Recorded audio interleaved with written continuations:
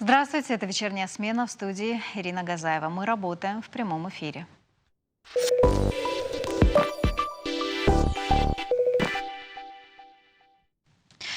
Пандемия и коронавирус заставили всех сидеть по домам. Мы стали больше обращать внимание на то, что находится вокруг нас. Особенно на те места, где живем. Порой это выглядит не очень привлекательно. Как сегодня подчеркнуть уникальность города, сохранить архитектурную гармонию и стать привлекательным центром для туристов? Поговорим с гостями в студии. Заместителями министра строительства и архитектуры Республики Северная Осетия Алания Константином Маргоевым и Дмитрием Базаевым. Добрый вечер. Спасибо, что пришли к нам в студию. Но вот внешний вид зданий все еще оставляет желать лучшего. Как сегодня ведется работа в этом направлении вашим ведомством?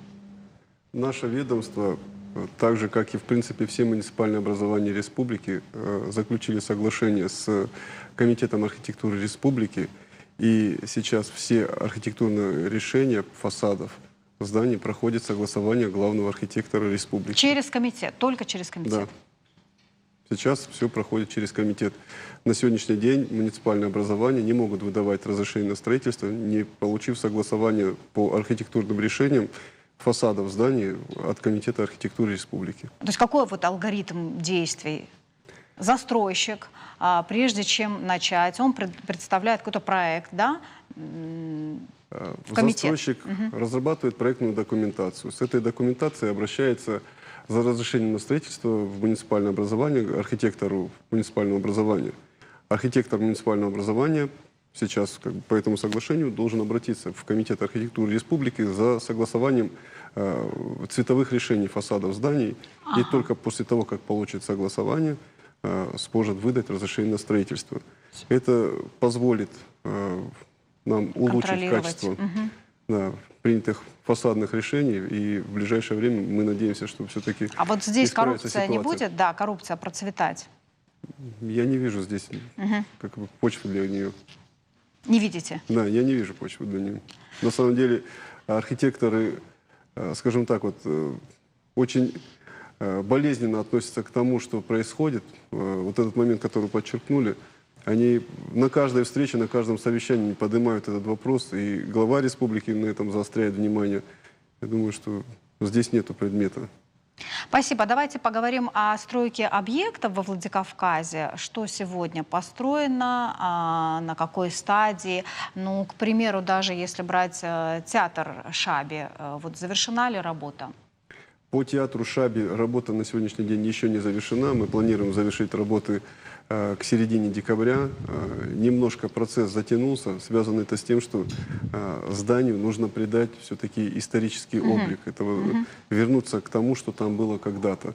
Нам пришлось значительно переработать сметную документацию. Мы прошли, скажем так, вот через такие серьезные обсуждения с комитетом по охране памятников. Участвовал в этом процессе и председатель правительства Таймураз Русланович Тускаев. Скажем так, вот, это позволило нам вернуть исторический облик кровли этого здания. Мы демонтировали вот этот несуразный козырек перед входом, это огромное несуразное крыльцо. Сейчас там будет исторический вход, как это было изначально, когда это здание строилось. Ну и я думаю, что всех приятно удивит внутреннее убранство этого здания. Ну, сроки какие примерно? Или пока тоже не можете говорить? Декабря. Середина декабря. Да, ну, в принципе, уже завершается. Центр Фарн тоже, да, сегодня идет? Центр Фарн на сегодняшний день работы завершены. Там есть маленький штрих, который мы хотели внести. Сохранена историческая кладка одного из зданий в первозданном виде. Восстановили, там выполнены очень такие интересные работы. Даже историческая лестница сохранена с историческим орнаментом, мозаикой, которая там была. На данном этапе есть одна маленькая такая изюминка, которую мы хотим положить там. Там есть одна ниша, в которой мы хотим просто описать изначально, кому принадлежало это здание, всю историю этого объекта. Потому что здание очень красивое, историческое. Хотелось бы, чтобы таких пятен в городе было как можно больше, и люди знали о истории этих зданий. Сегодня детские сады строятся, насколько вот я знаю, уже и очередности такой нет, как было там, наверное, года 3-4 назад. А вот сколько построено детских садов? И планируется ли еще, да, постройка в будущем году? Сейчас строится 3 больших детских садов на 280 мест. Один на БАМе, на улице Весенней, рядом с большой школой 1100, которую мы тоже открыли в этом году. И 2 детских сада строятся в Заводском. Помимо этого строятся 2 пристройки к детским садам. Одна на улице Голковского, 64-й детский сад, и вторая пристройка по улице Иристонская к 46-му детскому саду. Ну, на самом деле, еще планируется строительство детских садов. Недавно где-то в социальных сетях я читал о том, что люди, которые приобретают жилье в микрорайоне Новый город, интересуются, а что же будет там, какая будет создаваться там инфраструктура. Мы сейчас отрабатываем с федеральными органами власти этот вопрос. Там тоже планируется строительство и школы, и детского сада. Школа на 550 мест и детский сад на 280 мест.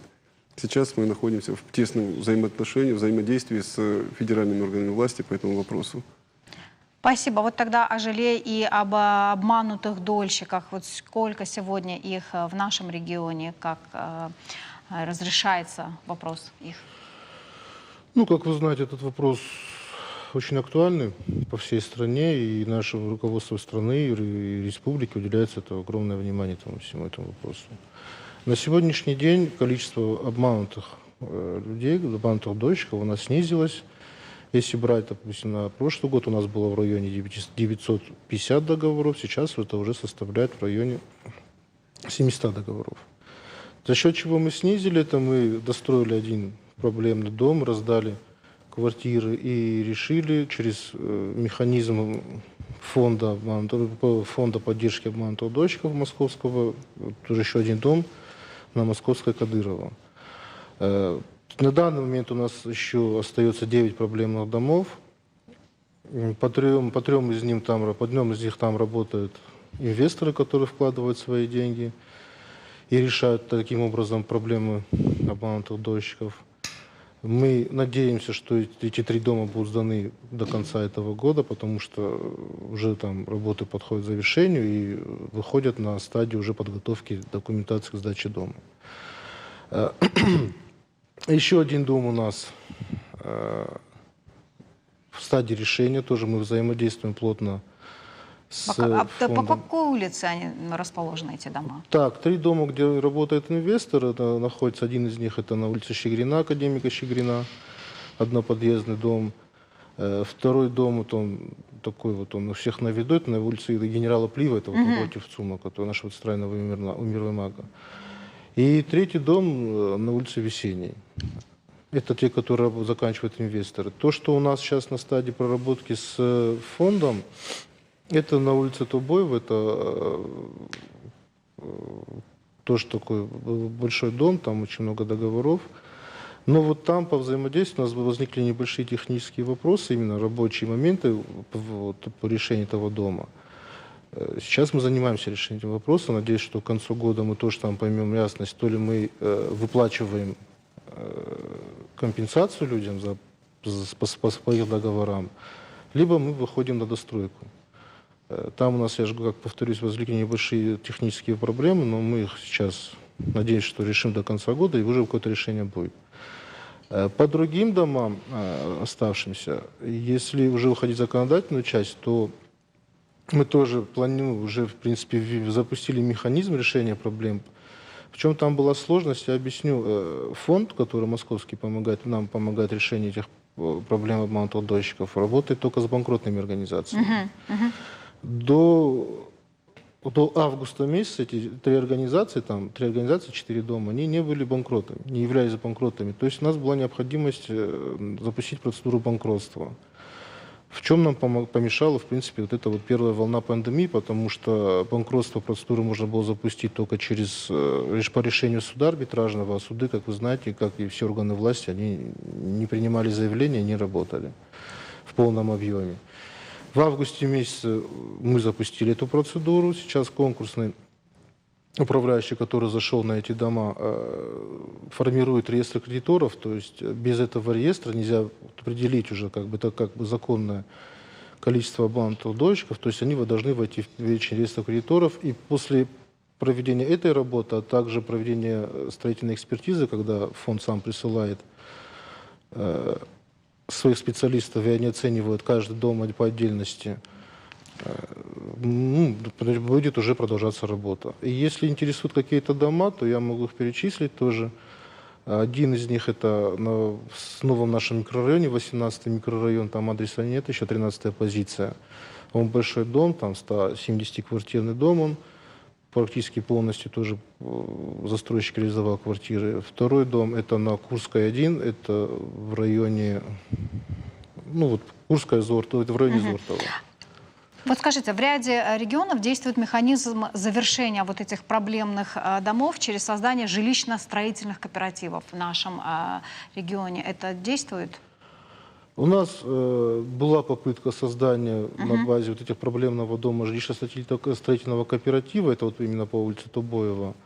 Люди самоорганизовались, решили создать, но вот как раз в этот момент поменялось законодательство и появилась возможность решения проблем через Московский фонд. И поэтому вот эта инициатива... То есть это облегчает работу, да, получается, если идти через...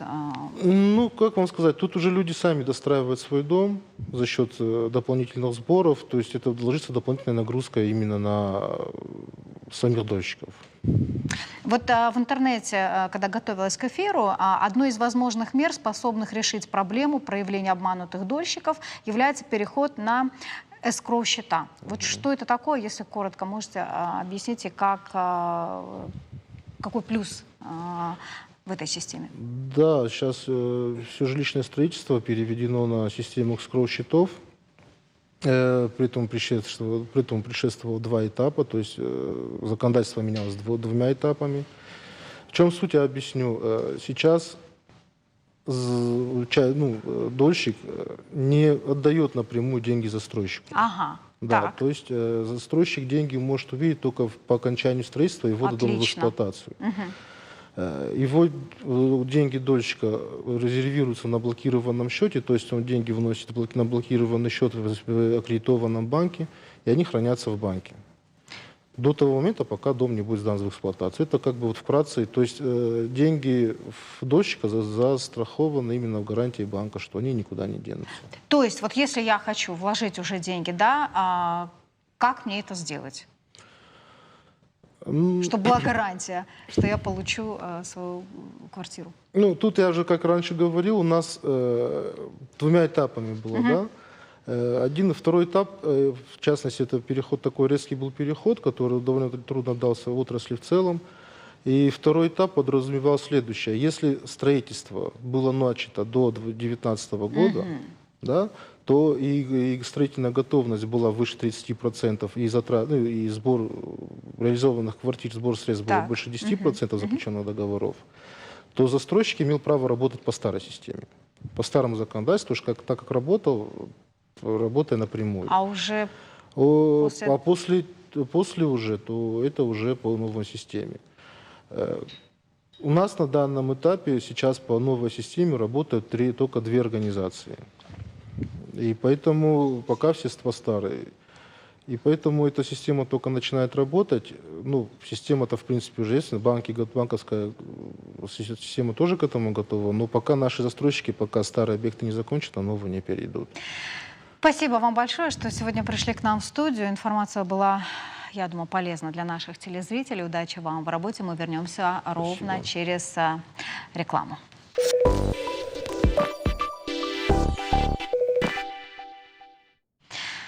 Завтра, 14 ноября, состоится вернисаж в рамках выставочного проекта «Колесо Балсага. Особая ситуация» самоорганизации современных осетинских художников «Хаштаг». В программе вернисажа перформанс и этномузыкальная реконструкция. В нашей студии куратор проекта Антон Вальковский и экспозиционер Алена Шаповалова. Добрый вечер, спасибо, что пришли к нам в студию. Но для начала, что такое «Хаштаг»? Да. Хаштаг — это самоорганизация, молодых художников. Также сюда к нам входят урбанисты, архитекторы. В общем-то, специалисты такого широкого гуманитарного профиля. Наша самоорганизация открыта для всех. И, в общем-то, у нас ребята работают с совершенно различными художественными медиа. Это с архитектурой, с графикой, с видеоартом. Это особое тоже направление внутри самоорганизации, со скульптурой, с объектами. То есть очень различные вариативные медиа. И как раз на выставке завтра будут представлены вот эти многочисленные медиа, и мы приглашаем всех, кто хочет прийти. А сколько времени, вот, ну, когда создалась, да, вот эта самая организация, сколько времени уже, сколько лет? Да. Уже несколько лет. Да, уже несколько лет самоорганизация существует. Она началась, на самом деле, с квартирных выставок на квартире Георгия Бараева, художника. Затем продолжилась в пространстве «Арт-революция» Карины Бацоевой. И вот с 2018 года мы начинаем активно делать коллективные выставочные проекты. Они были как во Владикавказе, также в Уфе, например, в Центре современного искусства «Облака».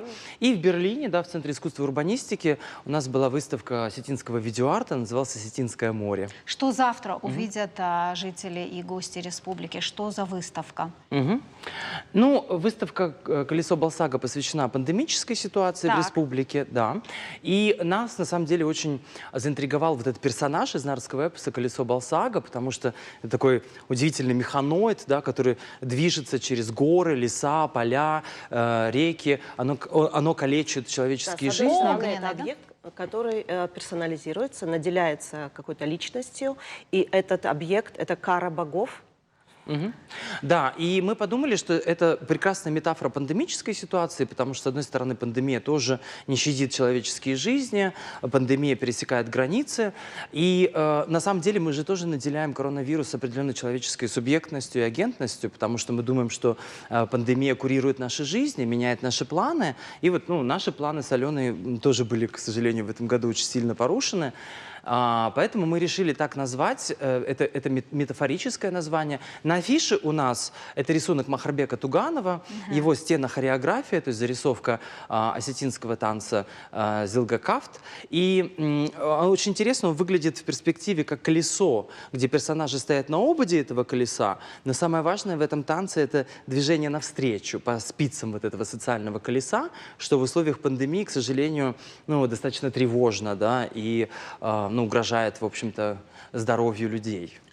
Еще о чем хотели сказать своим зрителям, Ален? Я думаю, Антон расскажет нам про разработку прототипов, потому что мы не только описываем ситуацию, но мы пытаемся художественными средствами как-то повлиять на эту ситуацию. Что-то донести, наверное, да? Какую информацию? Эта выставка, она не просто про репрезентацию или интерпретацию событий, да? Она на самом деле про разработку прототипов. То есть как и чем художники, урбанисты, архитекторы могут помочь здесь и сейчас в этих условиях. Потому что мы все время думаем, что врачи должны с этой ситуацией справляться, на самом деле это не совсем так. А вот хорошо, да, зачем современное искусство людям в кризис? Время ли для современного искусства сегодня? Потому что именно художники могут предлагать какие-то решения. То есть, потому что пандемическая ситуация зависит не только от... То есть очень много факторов здесь, да, Мы например... недавно, кстати, обсуждали с тобой вот это то, что Антон считает, что как раз художники в широком смысле слова, творческие люди, способные что-то создавать, они могут тоже влиять на ситуацию. Не только врачи, не только политики, но и художественное сообщество. Да, ведь ситуация пандемии, да, учитывает очень много факторов. Например, как организованы общественные пространства, что делать с социальными ритуалами. Вот, например, что... наш проект архитекторов по поводу организации пространства, это название у него, это «Дом отшельника». Это «Дом отшельника», да, то есть мы моделируем, это будет реальная конструкция дома внутри экспозиции, где архитекторы задаются... Павильон внутри другого павильона. Да, и архитекторы задаются вопросом, а что происходит с социальностью в условиях, например, самоизоляции. Или, например, мы с вами знаем, что в Северной Осетии, да, для Северной Осетии характерно особо интенсивный характер социальных связей. Да? То есть мы не можем избежать каких-то социальных ритуалов. И что делать тогда в этой ситуации, когда самоизоляция не работает? И мы как раз предлагаем какие-то решения. Отлично. Да. Вот вы говорите, что и художник может как-то повлиять, да, на людей. Вот вы со своей стороны, на что бы хотели повлиять, на что обратить особое внимание вашего зрителя? Алена. Ну, с одной стороны, мы, в принципе, разгружаем. Люди, сейчас создалась крайне нервная обстановка. Искусство помогает, с одной стороны, разгрузить. То есть переключиться на что-то другое, на визуальное восприятие, ну, назовем это даже прекрасного, потому что у нас объекты Прекрасного, разные. конечно. Есть те объекты, которые можно исключительно любоваться эстетикой. А с другой стороны, ну вот... Ну вот для нас еще очень важный компонент, конечно, это работа с наследием. Потому Да. что все-таки в Северной Осетии достаточно большое количество наследия связано с эпидемиями. Говорим ли мы об эпидемиях там, чумы или холеры на Северном Кавказе в 18-19 веке? Например, говорим ли мы о культе Рыны Бардуага как покровителя эпидемии, эпизоотии? Даже Мы вспоминаем, мы обращаемся к традиции, вспоминаем то, что уже накоплено с поколениями. некий И опыт. путем современного искусства реактуализируем эти вещи, интерпретируем и показываем. Да, то есть мы как бы осуществляем действительно вот такую реактуализацию традиционных практик, но через новые современные художественные медиа, которые, конечно... Можно пояснить, а что мы имеем в виду? Допустим, это Даргавс нас. Это легенды и мифы вокруг Даргавса, когда люди уходили в самоизоляцию.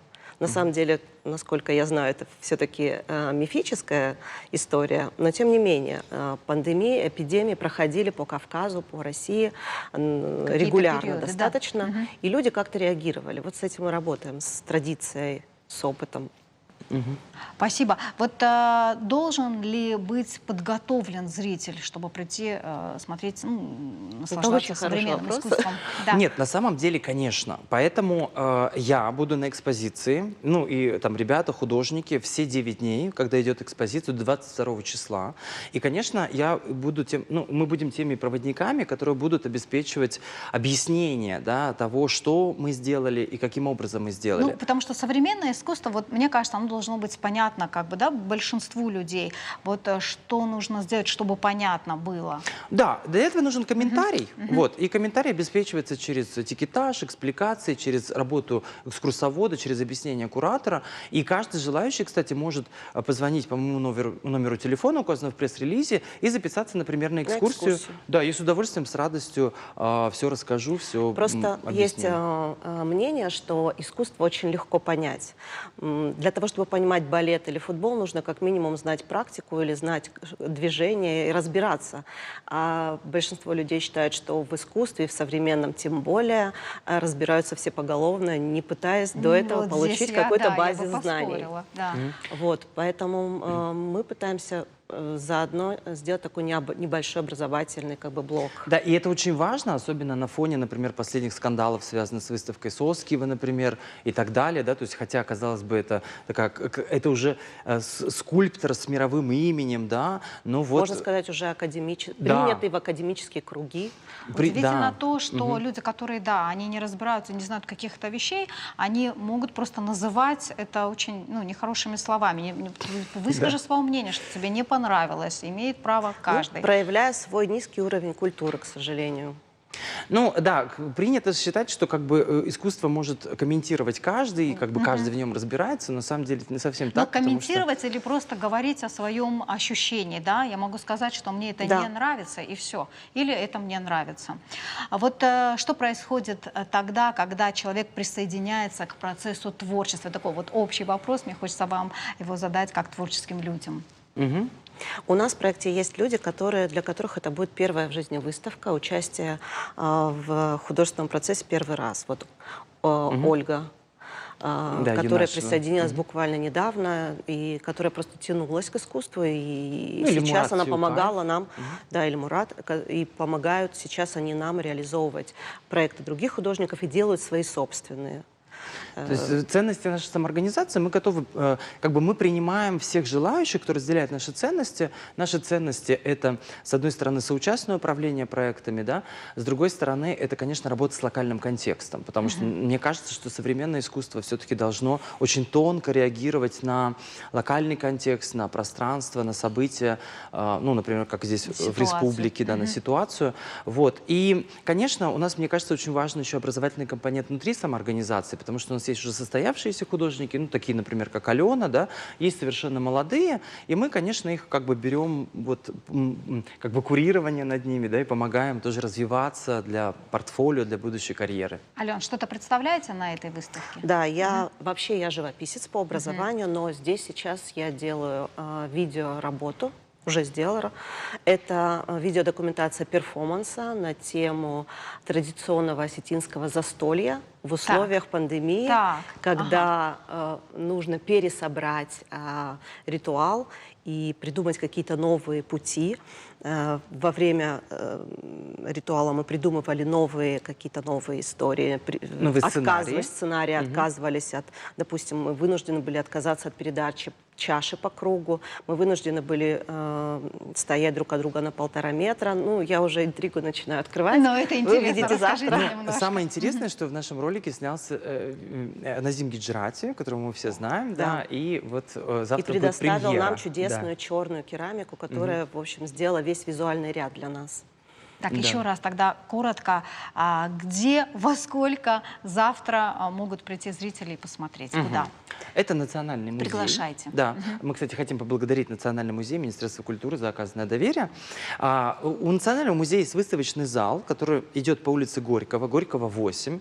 Это бывшее здание складов фабрики Вахтангова. Багратиона-Вахтангова. Да. И вот в этом выставочном зале мы ждем гостей с 16:00.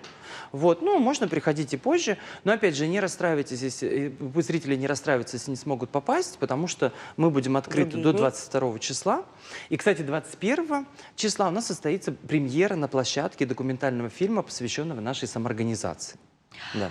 Спасибо вам большое за то, что дарите прекрасно. Я желаю вам удачи. Мы всегда рады вам в нашей студии. Но еще один проект, продиктованный тоже пандемией. «Шекспир во время чумы», так называется спектакль, который состоялся в концертном зале СОГУ имени Костахи Тагурова. Актеры, выпускники факультета СОГУ. Чем сегодня удивляют постановщики спектаклей, узнавала наш корреспондент Наталья Дерхаева. Непривычно пустой концертный зал СОГУ. А ведь это премьера спектакля театра «Нау». Все верно, зритель на сцене. Однако на этом сюрпризы не заканчиваются. Хорошо знакомые нам пьесы великого драматурга Отелло, Гамлет могли быть написаны не Шекспиром. Главный вопрос нашего спектакля – кто такой был Шекспир? Это была очень тайная личность. Зритель, который придет на наш спектакль, он узнает об этом человеке, потому что очень много тайн вокруг этой личности. Мы сами, когда углублялись в этот материал, мы понимали, так, подождите, мы же должны были к чему-то общему прийти. Почему у каждого остаются все-таки свое мнение какое-то? Потому что для каждого из нас сейчас мы не определились, кто был Шекспир. Спектакль состоит из самостоятельных зарисовок по отрывкам из узнаваемых зрителями пьес Уильяма Шекспира «Гамлет» и «Макбет» и отдельного сборного сюжета по его сонетам. Неожиданное решение молодого режиссера Давида Хубаева в нестандартной форме обозначает в постановке шекспировский вопрос. На сцене установлен экран, через который транслируется закулисье театра, а сами актеры делятся своими рассуждениями на тему «Кто же есть Шекспир?». Та форма, которую они предложили, притом это было предложено профессионально очень, все взвешено, вплоть до миллиметра все было взвешено. Вот. Я видел импровизацию, но, как говорится, импровизация – это хорошо отрепетированное действие, вот. Хорошо отрепетированные взаимоотношения. И я это увидел, я увидел вкус. Театр «Нау» — это все выпускники факультета искусств СОГУ имени Костахи Тагурова. Идея постановки возникла, когда пандемия и внезапная самоизоляция не позволили ребятам сыграть экзаменационный спектакль. Перед пандемией мы готовили экзамен по фехтованию с элементами актерского мастерства, то есть актерское мастерство и фехтование. Экзамен по фехтованию мы не сдавали, мы не смогли сдать по определенным причинам, потому что началась пандемия. Мы перенесли это все, много времени, и потом, когда мы решили создать театр, у нас появилась идея, что если наш экзамен по фехтованию как-то преобразовать в цельный продукт, качественный, и чтобы из этого получился спектакль. Вот. Так и появился спектакль «Шекспир во время чумы». Для молодых актеров это не только возможность реализовывать себя. Главная цель – привить культуру и вкус к театру среди остинской молодежи с помощью новой, нестандартной подачи, кардинально отличающей их от классического академического театра. Получается, это мой первый режиссерский опыт, но этот спектакль, он не режиссерский. Мы ставили его все вместе. Из огромного пазла, все крупицы которого мы приносили сами в этот котел складывали, и в итоге получился вот такой спектакль. Ответы на вопрос, был Шекспир или не был, этот спектакль вам не даст, но определенно заставит задуматься и по-новому взглянуть на классику драматургии. Наталья Адырхаева, Александр Левченко, Мурат Байцаев, Аслан Айларов, телекомпания «Осетия».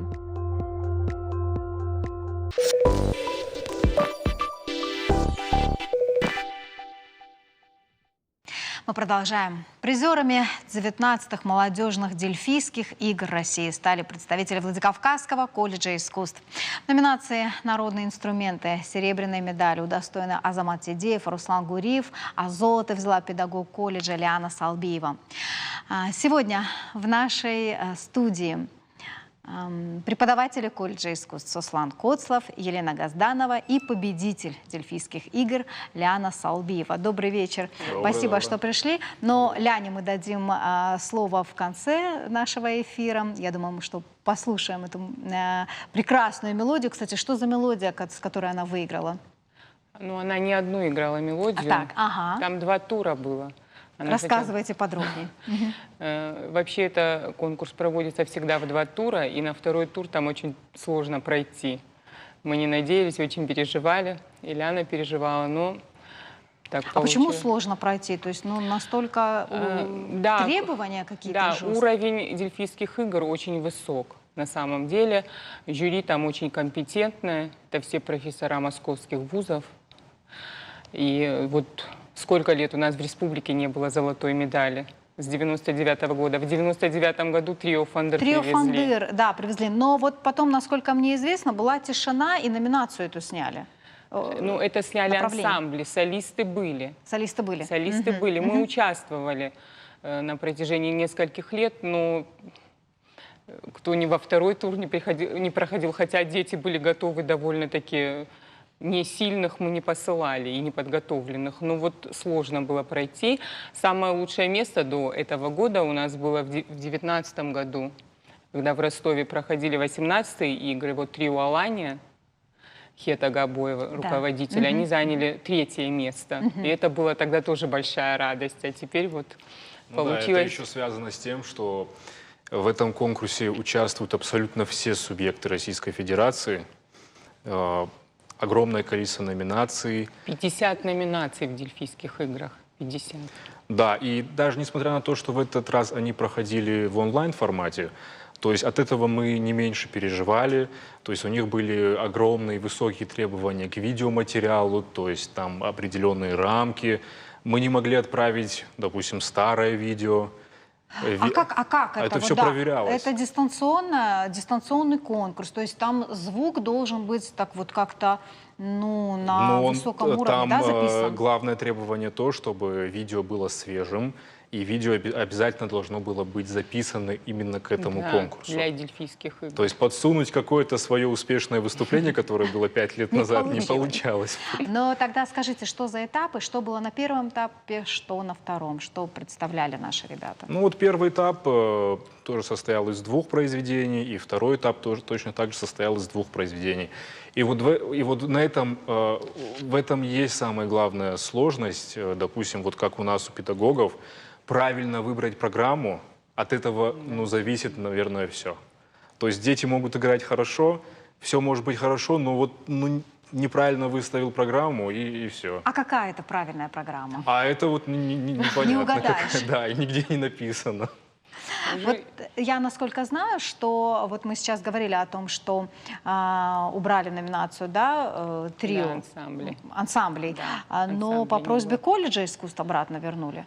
Ну, у нас есть такой молодой преподаватель, наш выпускник, теперь наш коллега, очень настойчивый. Он все-таки добился, Хетак Абоев, чтобы эту номинацию включили. Он звонил в Москву, в оргкомитет, звонил по самым высоким инстанциям, но таки добился своего. Но вот сегодня вы выходите на такой очень высокий уровень, остинская гармоника на хорошем уровне. Как вы выстраиваете работу в колледже? Наверное, это сложно, чтобы выйти вот на этот уровень. Ну, вот эти все конкурсы наши, это является вот самой необходимой частью образовательного процесса. Ну, не то чтобы даже самой необходимой, а одной из важных частей образовательного процесса. То есть образовательный процесс состоит из, в принципе, процесса получения знания, а вот эта часть практика. Практика — это концертная деятельность, это конкурсная деятельность. И вот как-то надо находить баланс. То есть нельзя не заигрывать и с этим.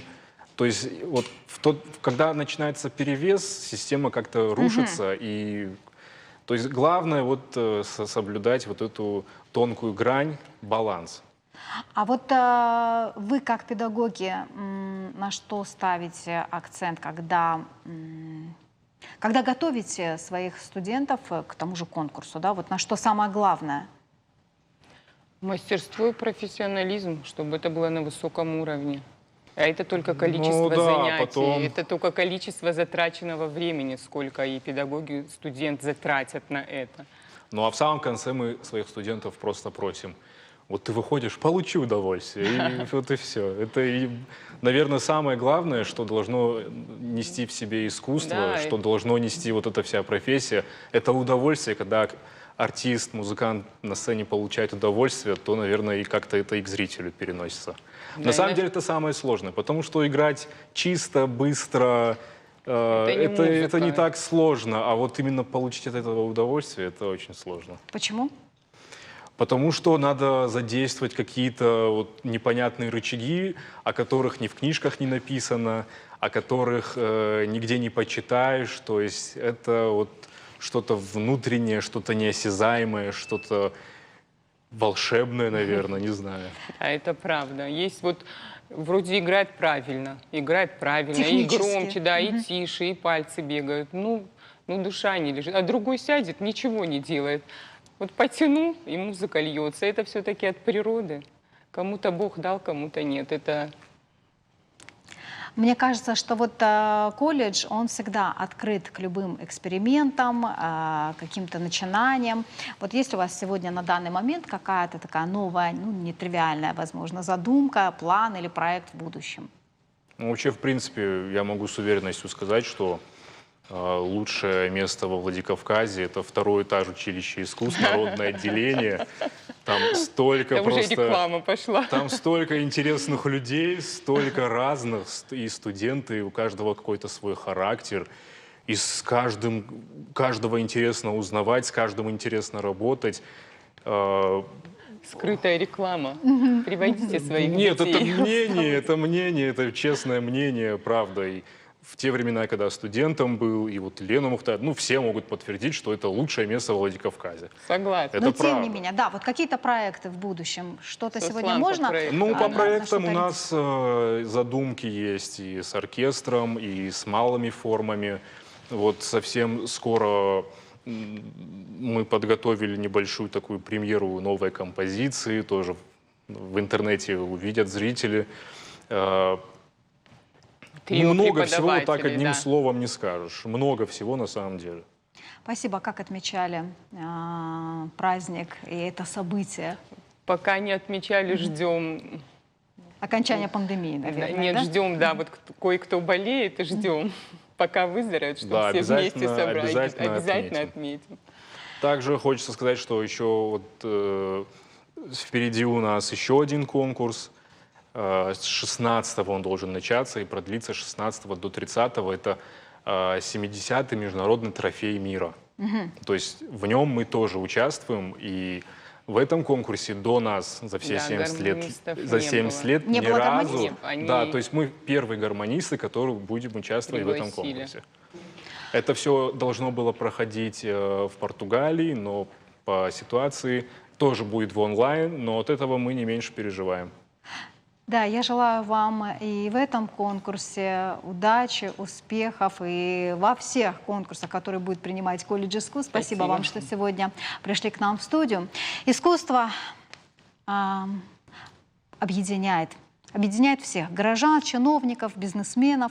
Когда все начинают делать что-то для своего города на разных уровнях, это задает импульс для дальнейшего развития. Хороших выходных. Ну а мы предоставляем музыкальное слово победителю Дельфийских игр Ляне Салбеевой.